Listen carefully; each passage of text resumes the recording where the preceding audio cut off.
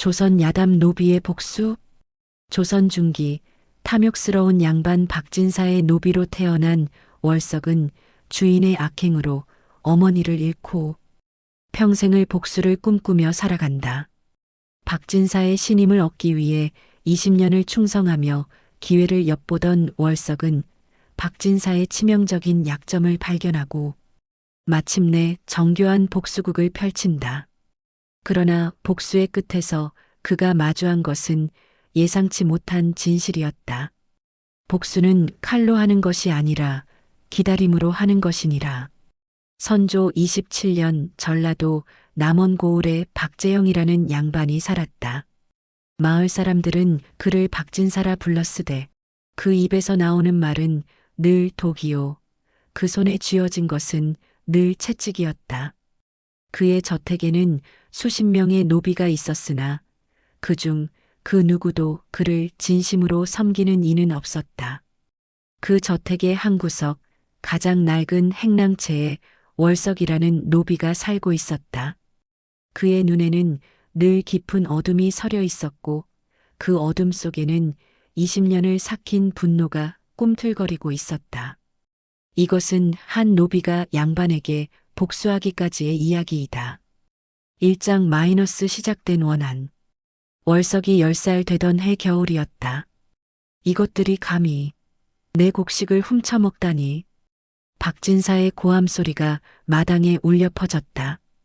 월석의 어머니 춘섬은 땅바닥에 엎드려 있었다. 그녀의 등에는 채찍 자국이 선명했고 한겨울 추위에 얇은 적삼 하나만 걸친 몸은 부들부들 떨고 있었다. 마님, 아이가 사흘째 굶어서 단지 한 움큼의 쌀을. 닥쳐. 내 몸도 내 것, 내 자식도 내 것인데 내가 주지 않은 것을 먹었으니 그것이 도둑질이 아니고 무엇이냐. 박진사는 매질을 멈추지 않았다. 월석은 떨리는 몸으로 어머니를 감쌌다. 어머니는 제가 지킬게요.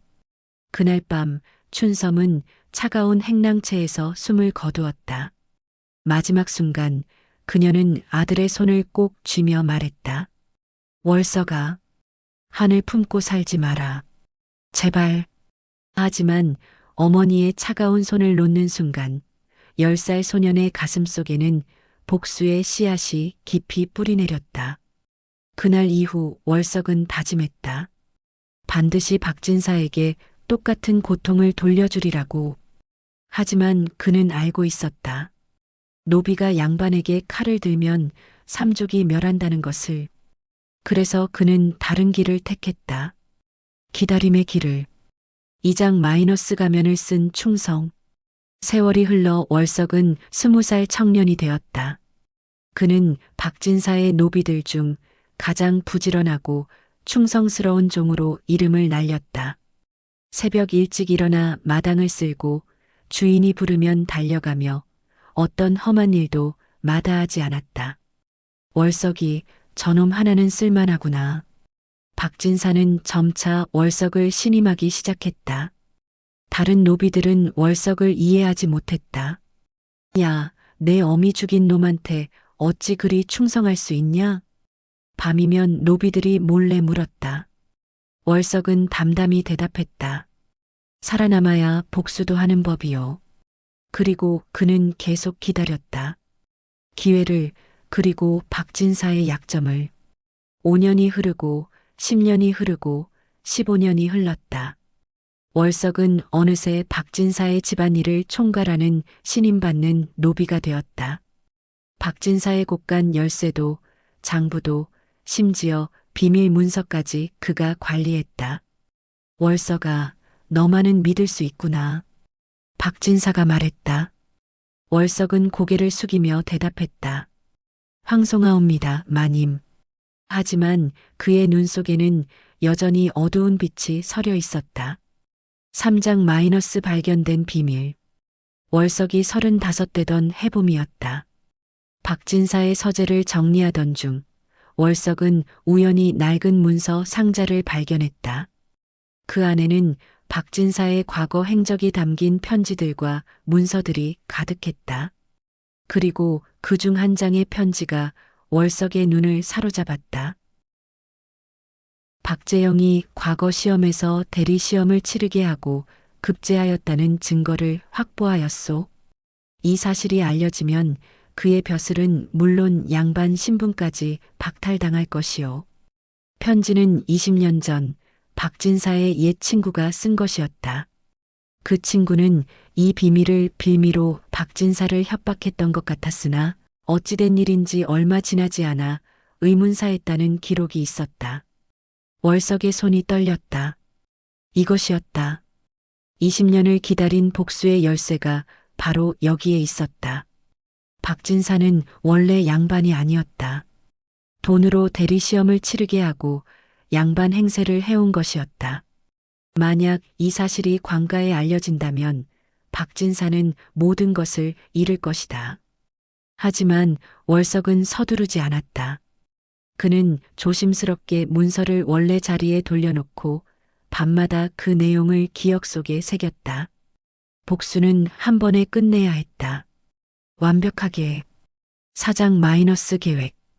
월석은 치밀하게 계획을 세웠다. 먼저 그는 박진사에게 더욱 충성하는 모습을 보였다.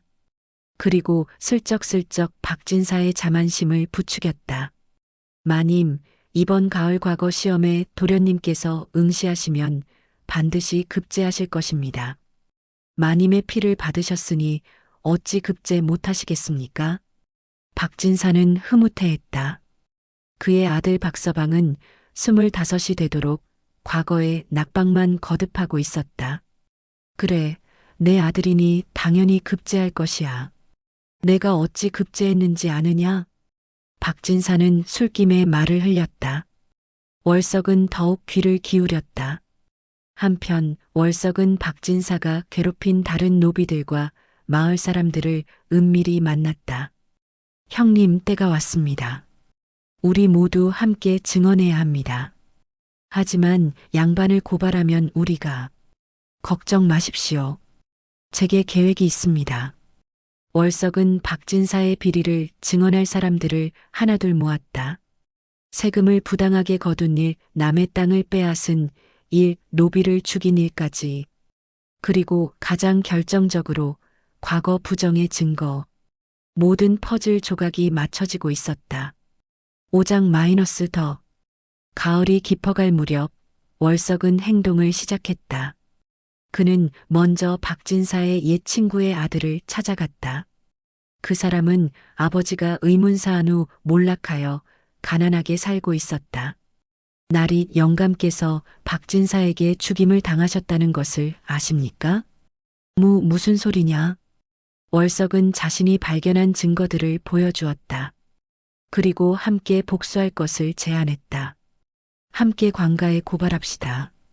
그러면 나리께서도 가문을 회복하실 수 있습니다. 그 사람은 고민 끝에 동의했다. 다음으로 월석은 박진사가 땅을 빼앗은 양반 김씨를 찾아갔다. 김씨 역시 박진사를 원망하고 있었다.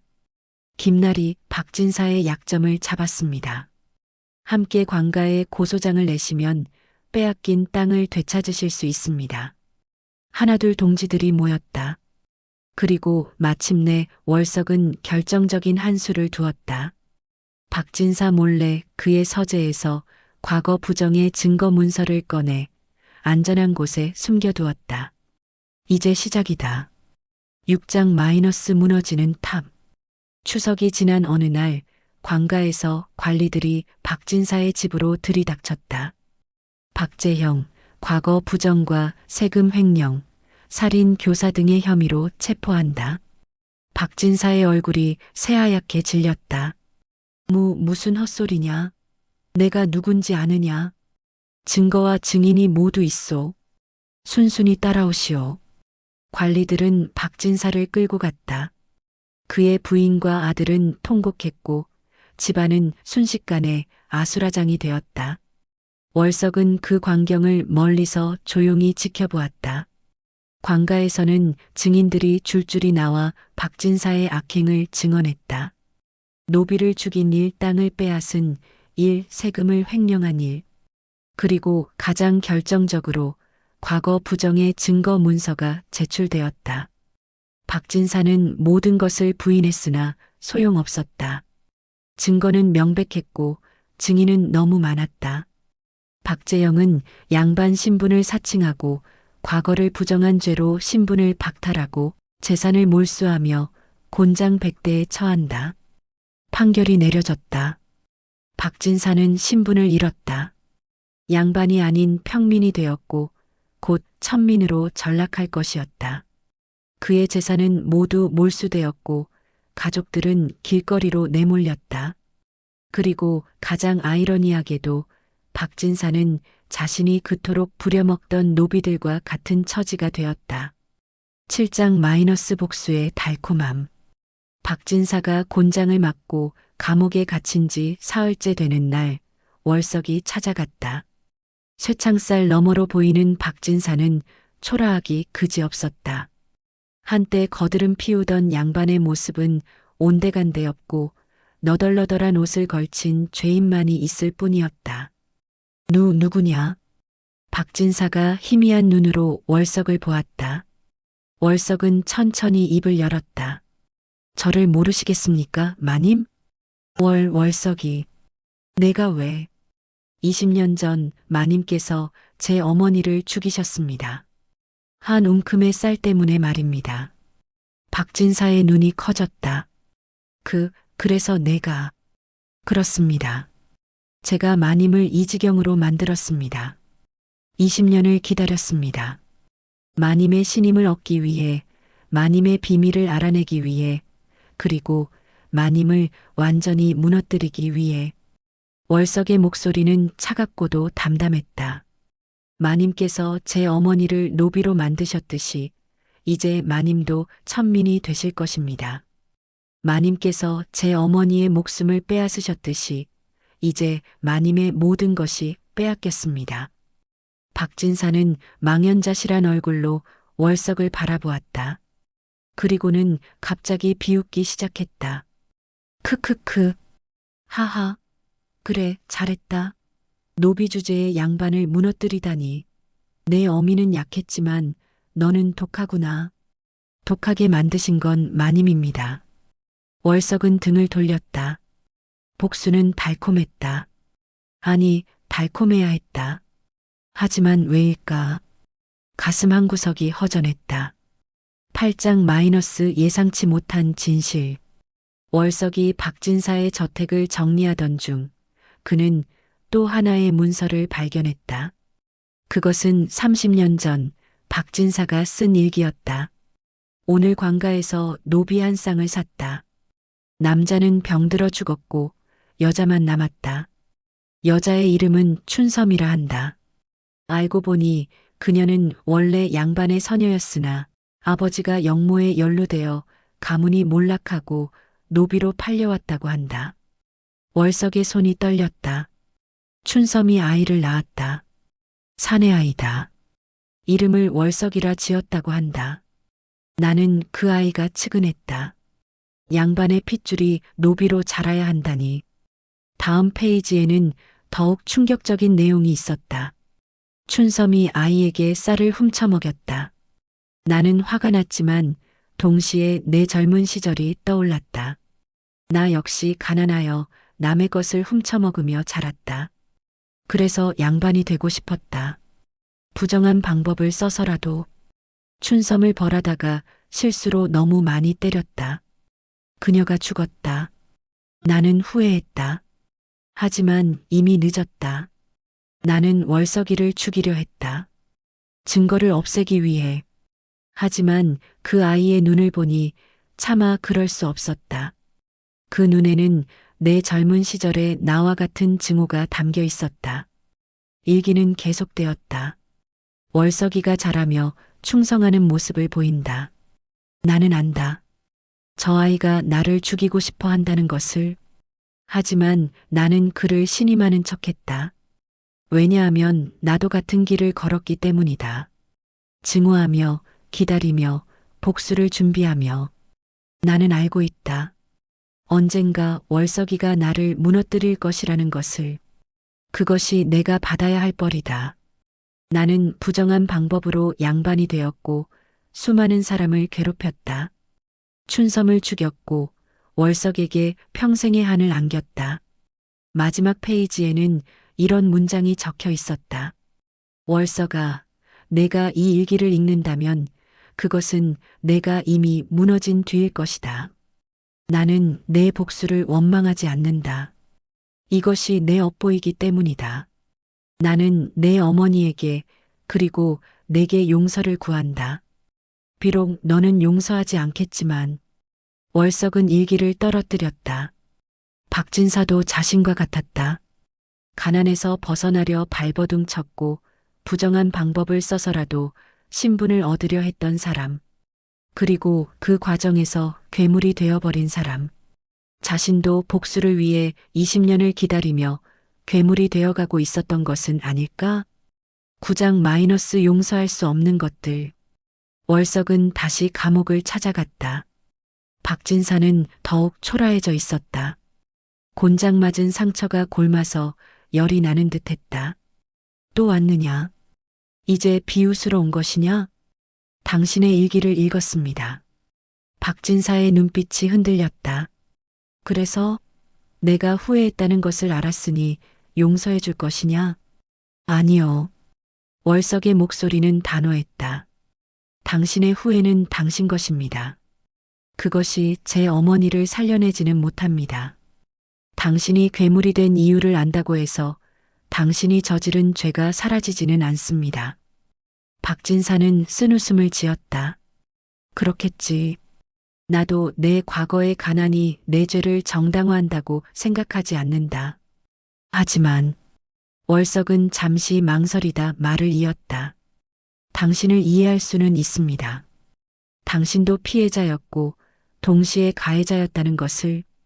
그리고 나도 복수를 위해 20년을 살며 어쩌면 또 다른 괴물이 되어가고 있었다는 것을. 그래서 어쩌겠다는 것이냐? 용서는 못합니다. 하지만 더 이상 증오에 매달리지도 않겠습니다. 제 어머니는 제게 한을 품고 살지 말라 하셨습니다.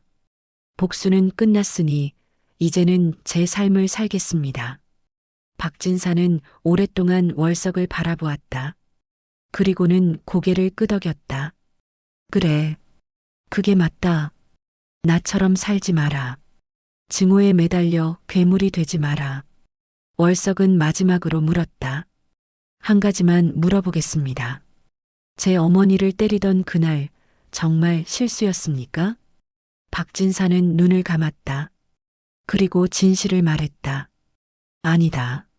나는 그날 화가 나서 죽일 때까지 때렸다. 그리고 나중에 후회했다. 하지만 이미 늦었지. 그렇군요. 월석은 더 이상 할 말이 없었다. 그는 등을 돌렸다. 안녕히 계십시오. 다시는 뵙지 않을 것입니다. 10장 마이너스 복수의 끝. 박진사는 한 달 후 감옥에서 숨을 거두었다. 월석은 그의 장례식에 가지 않았다. 대신 어머니의 무덤을 찾아갔다. 어머니, 복수를 끝냈습니다. 박진사는 모든 것을 잃고 죽었습니다. 무덤은 대답이 없었다. 다만 가을바람만이 쓸쓸히 불어왔다. 하지만 이상합니다. 복수를 끝냈는데도 가슴이 허전합니다. 제가 20년을 기다린 것이 무엇이었는지 이제는 잘 모르겠습니다.